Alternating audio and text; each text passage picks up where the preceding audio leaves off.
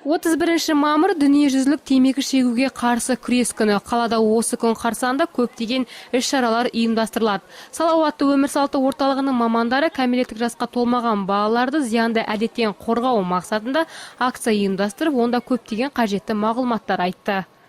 Сегодня наша акция Кәмелеттік жасқа толмаған балаларды қорғау бәріміздің ортақ міндетіміз. Өйткені олар көптеген зиянды әдетке әуес болып, соның жетегінде кетіп жатады. Сол себептен біз акциямызды осы бейімдеу орталығында өткізіп жатырмыз.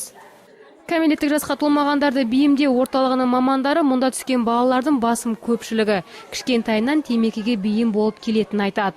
Ал мұндай шара олардың салауатты өмір салтын сақтаулары үшін пайдасы зор екені анық. Салауатты өмір салтын сақтау орталығынан үнемі осындай үлкен акциялар өткізіліп тұрады. Бүгінгі тақырыптары біздің орталықтағы балаларға өте тиімді, пайдалы.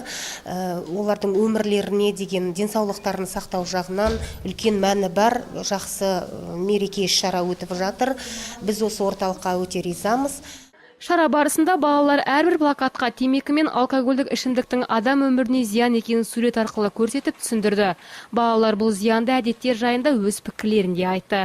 Айта кетейік, шара соңында балаларға тәттілер де таратылды.